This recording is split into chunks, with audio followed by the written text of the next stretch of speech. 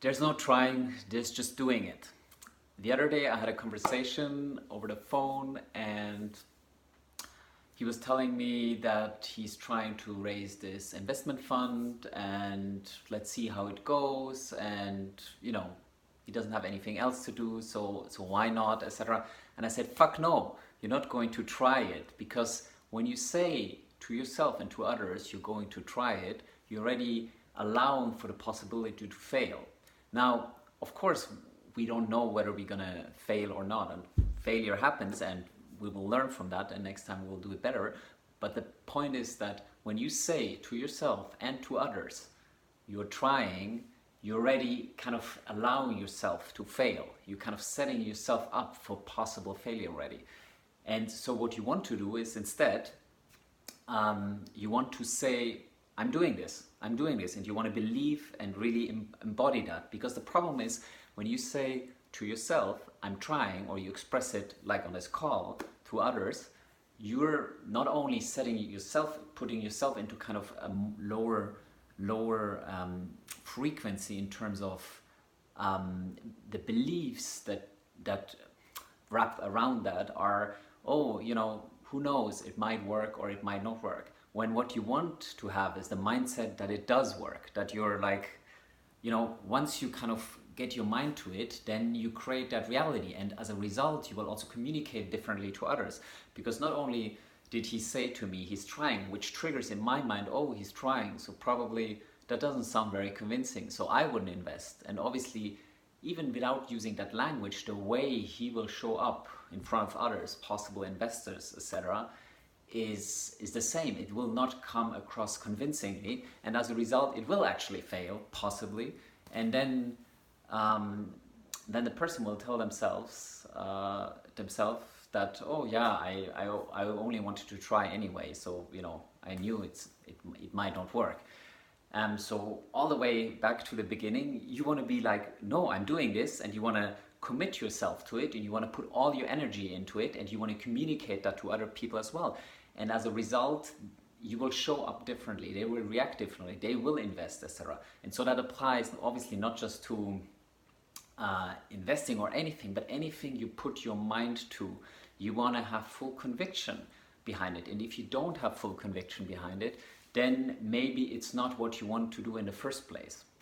So ask yourself, are you telling yourself, I'm just trying because you're not confident that it will work out, or because you're not confident that's what you want?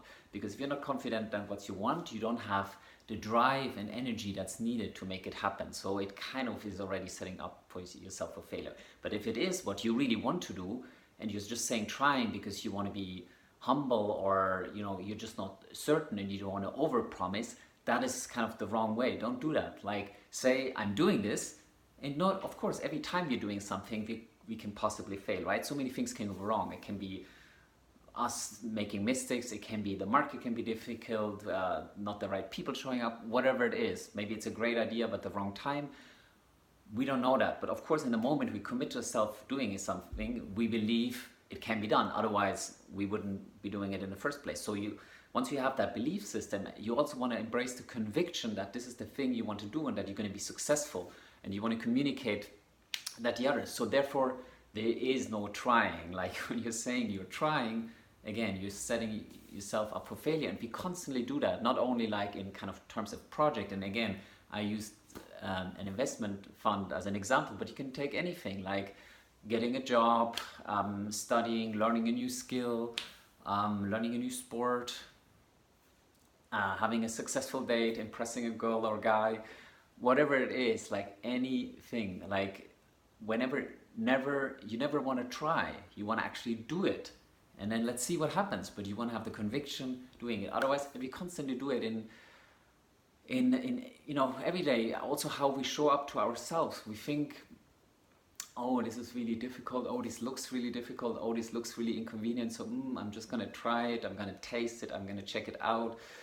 Like, again, you kind of prime yourself negatively. You're telling yourself and your body, and also then how you show up towards others, that you're not convinced, that you're not confident that it can happen. And so think about, maybe the best analogy is like when you're learning a new sport, and you're like, maybe you're learning to kite surf, which I love, but it has a really steep learning curve at the beginning. It can be very frustrating, right? Because you have to balance the board and on the water as well as the kite in the air. And so there's a lot of stuff going on, and you basically need to create muscle memory, right? So that basically, like similar, let's take something that everyone knows, like learning to drive a car. Like at the beginning, you're overwhelmed. There's so many things. You need to watch the street, you need the steering wheel, the pedals. If you have shift gear, you need to control that. And then you have probably someone on the right side or on the left, depending where you drive, checking on you, and you're kind of nervous, and you're like, oh my God, I'm gonna do all of this wrong, possibly. And a few months later, you're like super comfortable, and at some point driving becomes an automatism. You can do 15 other things, maybe not 15, but you can do many other things, like holding a conversation with someone else. So same but again, if you go in with the mindset, even when learning to drive a car, and you're like saying, oh, this is so difficult, you're just making the learning process a lot more difficult, because you're just like, when we're not certain, like we show up differently, and we start failing on all kinds of ways just because we're nervous or we're not confident. And same with the job interview. You go into a job interview, you want to be confident, because if you're not confident, the other person picks up on that. Even if you say all the right answers, they feel like, oh, that person doesn't really believe in themselves, so why should I believe in them? The guy or the girl who's interviewing the person, you.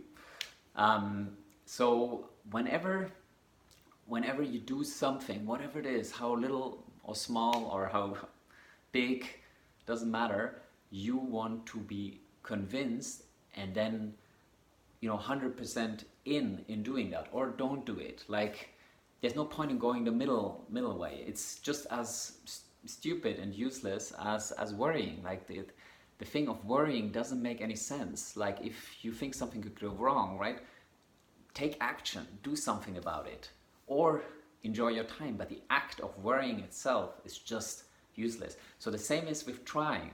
The act of telling yourself I'm trying, or telling other people of trying, doesn't make any sense. Like, either you do it or you don't do it. So ask yourself whenever you start doing something or learning something, do I really want that? Do I believe in it? Not do I believe I can do it, but do I believe I want to do this? I want to learn the skill, I want to invest. Then you say, yes, okay, great. Now you do it, not trying, you're doing it. And so you don't even use the word trying, and you don't tell other people you're trying. It's like, I'm learning this new skill, I'm applying this job, I'm getting this job, right? You want to actually step into your mindset already in having accomplished it, because the mind really doesn't differentiate between vivid imagination and reality.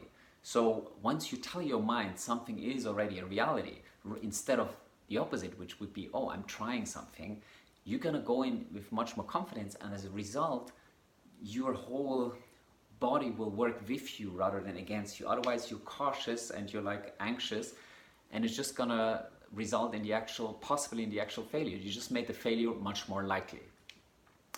And by the way, I'm in this room, I'm still in Sifnos on this wonderful Greek island, which everyone who has a chance should visit. It's really beautiful and very still chilled rather than some other Greek islands.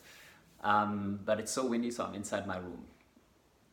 Anyway, so don't try, just do it.